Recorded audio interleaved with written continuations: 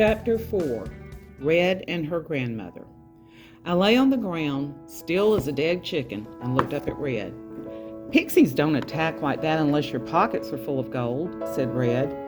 "Did you steal some?" "No," I said, scrambling to my feet. I brushed off the dirt and backed away a little. Even though Red never made fun of me, she still made me nervous. Once a boy teased Red about her name, and she punched him in the nose so hard her name was running down his face. That's when everyone understood her destiny. "I'm not going to hit you," she said, as if she could read my mind. "What are you doing in the woods?" "Just thinking," I said. I wanted to ask her the same question, but suddenly Red stepped forward and pointed to my neck. "They bit you," she said with a suspicious glare.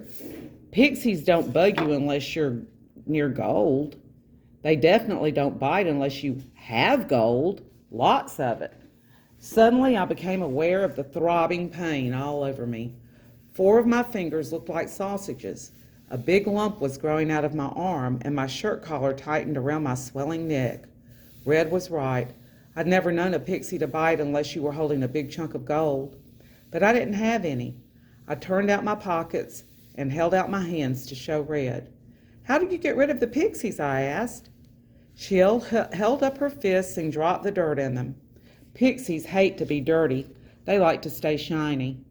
I would keep a pot of dirt by my bed and by the fireplace. With the way they just attacked me, maybe I would carry a bag of dirt with me everywhere. The village bell began to chime, making us both jump. "Baby's been bored," said Red. "Yes," I said. Soon a gnome would run throughout the village announcing the baby's name.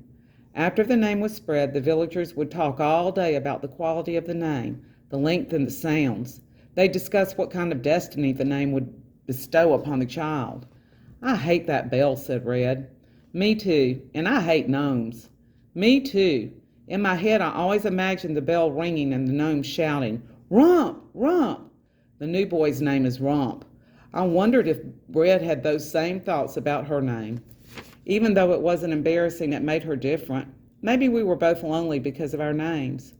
"Why do we just name babies?" I suddenly asked. "What do you mean?" "Why don't we give a name to the mountain or the kingdom or roads or animals or even the woods?" Red looked at me funny. "Those things don't need names," she said. "Everybody knows that. Names hold power, and that power shouldn't be wasted on something that isn't living.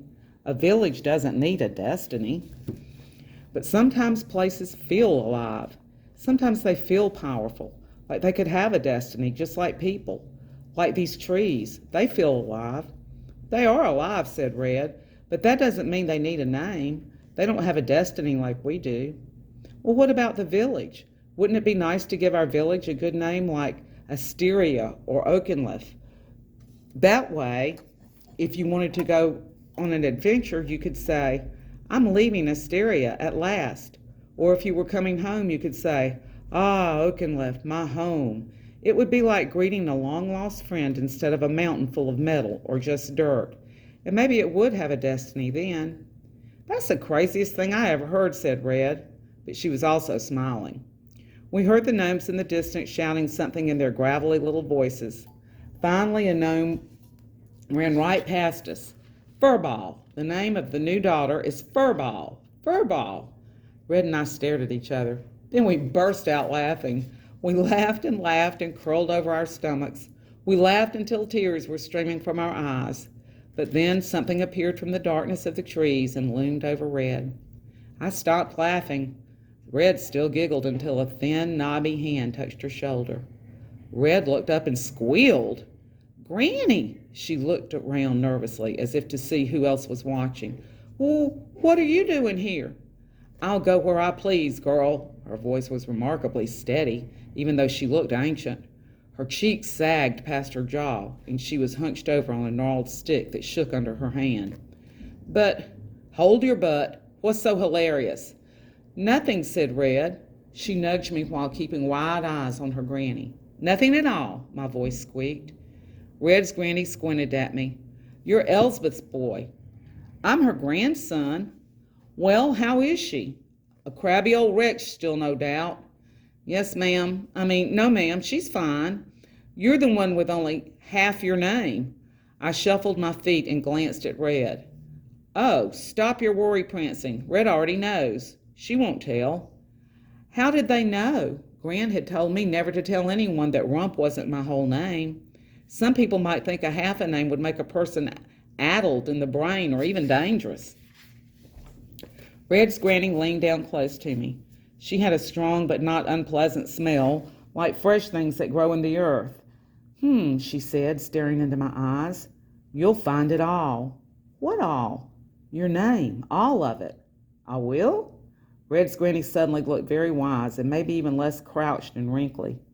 Not before you cause a heap of trouble, though, and you have to find your destiny first. But I thought my name was my destiny. No other way around. Find your destiny. You find your name. It's right under your feet. I looked under my feet. Just dirt. My brain felt all tangled. Red's granny came even closer and hunched over so her face was level with mine. It felt like she was looking through me and around me and beyond me all at once. One more thing. She pointed her gnarled finger at me. Watch your step. What step? The old woman ignored my question and looked between Red and me. And just what were you two hee-hawing about? Nothing, Red and I insisted for the second time. Oh, it's not nothing. That new baby's name is funny to you, isn't it? Well, I wouldn't think either of you would have the right to laugh at such a name. Don't we have more right than anyone, I asked. Ouch! Red dug her heel into my foot, but her granny's mouth twitched into half a smile. For someone with half a name, you're pretty smart, said Red's granny. Give Elsbeth my warm regards, crabby old wretch. I stared after the old woman as she hobbled away and disappeared into the trees. Your granny's strange. Red turned red all over and stamped her heel on my other foot. She is not. She marched off, kicking up dirt that flew in my face. At least I was safe from another pixie attack. At home, I told Gran that Red's granny sent her warm regards, but left out the crabby old wretch part. Said Gran, crabby old wretch. Maybe all old women think that about each other. I lay awake that night for a long time. The old woman's words kept poking at my brain, refusing to let me sleep. She said I would find all of my name. How? I forgot to ask her how. Then she said I would cause a lot of trouble. How? She also told me to watch my step. Well, that was probably just general advice. I was always tripping. But the words that kept running through my mind over and over were, find your destiny, find your name. Where was it? For some reason, I kept looking at the spinning wheel. It sat in a shaft of moonlight, still just bidding its time, waiting for me to spin.